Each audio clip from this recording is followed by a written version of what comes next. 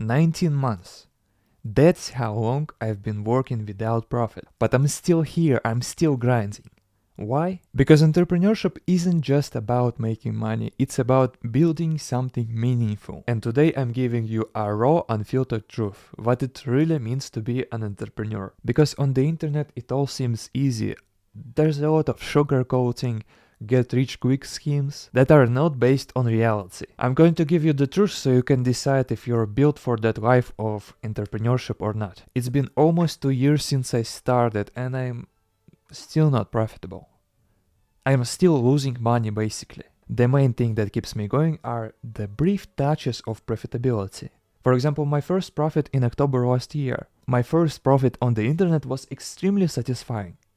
Even though I earned only $10, that gave me an unshakable belief that I can make it. But I still didn't make it out of the trenches. I'm still making almost no money, but I spend sometimes hundreds of dollars on software every month. And other people, especially my parents, as I live with my parents, they just see the external side of things. They just see that I'm on the computer working all the day, but they don't really see the internal struggle that I have, that I feel like a loser sometimes. I have a lot of self-doubt still. I'm always figuring out how I can make it till the next month. How can I pay for that Adobe software, or for my Twitter blue check mark, or for the epidemic sound? Because these things are essential for the success of my enterprise. And I'm just spending and spending and spending, even though I don't have much in return. But entrepreneurship is not for neurotypical people.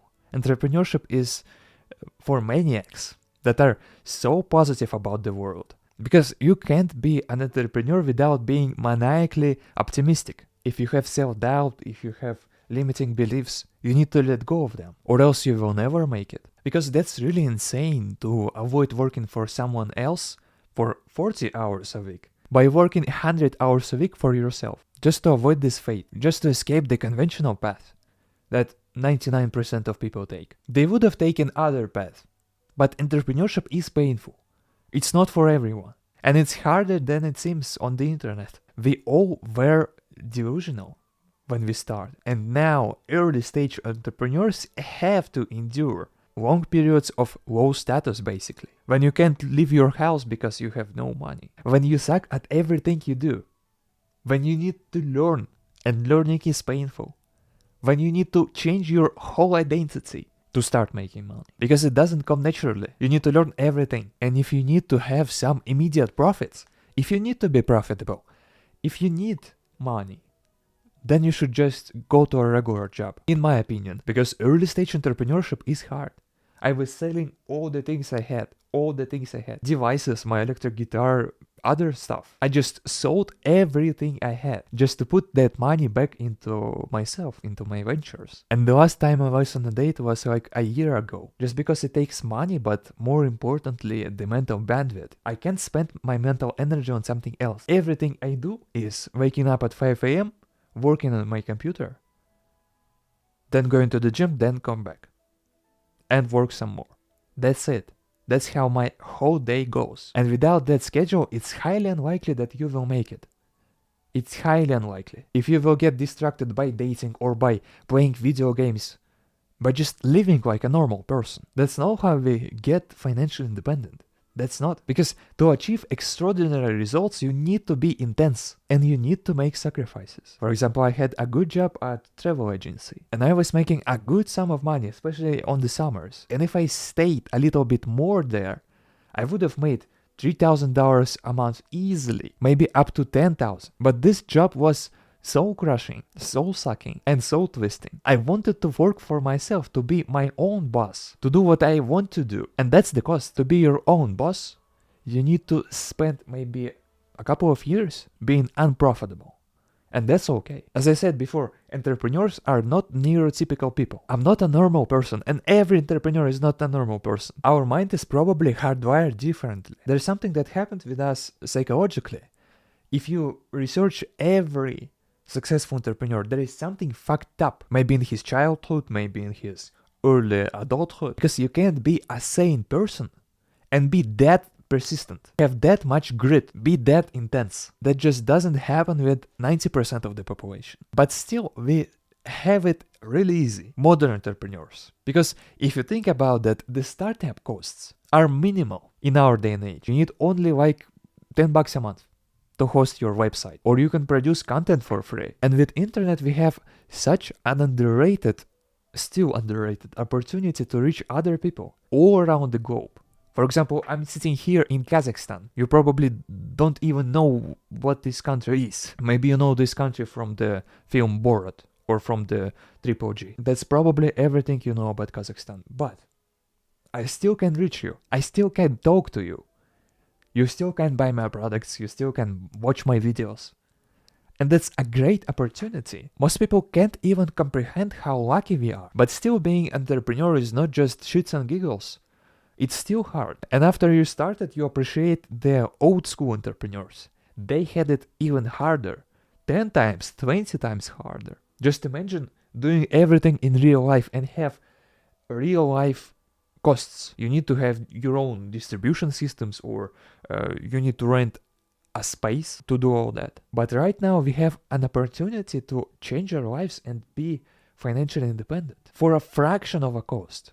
It used to be, even 40 years ago. My role model is Peter Thiel, and he once said, in a world that is rapidly changing, the biggest risk you can take is not taking any risks. You become an entrepreneur just to not be a normie, just to not be a normal person, the one that lives only outside his 9 to 5. So you have that mimetic desire to be different, to be someone else, to be not like yourself right now, to flex on the brokest, to be independent, to be cool, to be your own boss. But it's really hard if you want to achieve that. Almost 2 years I'm not profitable. And I know it's a skill issue. And I killed my momentum I was working on for 1.5 years just to switch to English, just to talk to you right now. Yeah. All the overnight successes you see on the internet is really just some motherfucker working for 2 years straight without being noticed, without having anything in return. Being an entrepreneur is not glamorous. All the good stuff comes with a trade-off. That's just how it is in life. And when you achieved something, for example, the first time I hit 1,000 subscribers, I was not happy, even though I thought I would be happy. Because everything is cause and effect. And to get something, you need to put appropriate amount of work into it. And the guy that is driving around in Rolls Royce is not really happy about his Rolls Royce, because he endured a lot of pain for it. And if you will not enjoy the process of building things, of creating value, of shooting that content, or making that web page, or developing your product, then you can't be ever happy. Because all that achievement stuff, all that status stuff, it's something you will pay for. Big time. The world is not that crazy yet to reward undeserving people, as Charlie Munger said. To get something, you need to give. And you start entrepreneurship for the wrong reasons. As I told before, mimetic desire. You want to flex on the broke boys. You want to flex on them. Yeah, I understand. But to achieve it, you have to serve to other people. You have to create value. And value is created when pain is alleviated. When you help other people with their pain. After a long enough time, you understand that you are serving other people. And to serve yourself, you need to serve others first.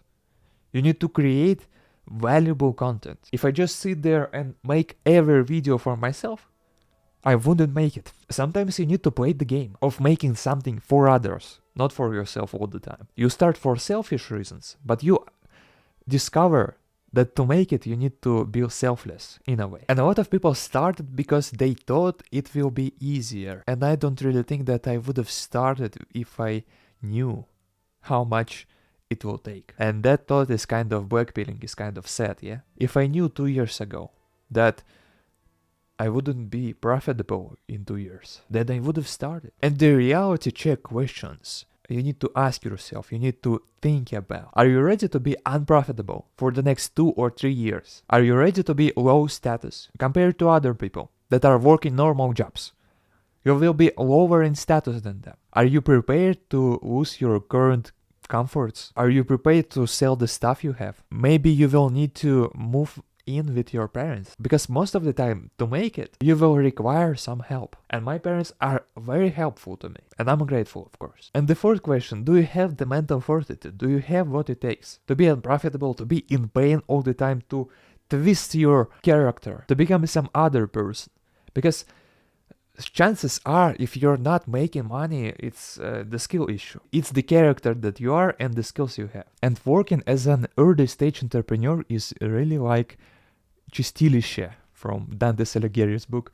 I don't know how it translates to English, but I will give you some subtitles. It's the stage when you're struggling, when you're redeeming yourself, just to get to heaven, just to get to that 10K a month or 100K a month, or millions or billions. Just to get to your dream, you need to be intense, you need to be working hard. All the success is made in silence, in moves that no one sees. It's your internal struggle between laziness and triumph. It's the war between your previous self and your future self. The real question is who you are becoming. When I was making discounted cash flow models to value the company's value, the stocks that are trading, are valued usually on the next 10 years of profit. Discounted profits, of course. And I think that's the same for humans. It doesn't matter which situation you have right now. The real question is who you are becoming. What is in the next 10 years? Especially with entrepreneurs it is so. Because you have all that silent momentum that no one sees. The work that no one sees. To get to this point I'm in right now, that's not really impressive. I have only 30 subscribers here and 100 subscribers on Twitter. I make almost nothing. My expenses are more than my profits. But still, to get to this point, I need to work. And to get to a further point, to a better point, I need to struggle more and more and more. And that's how the life of entrepreneur is. We do these things, not because they are easy, but because we thought it will be easy. That's all I had for today. If you want to continue to watch my videos, click this video right now. See ya.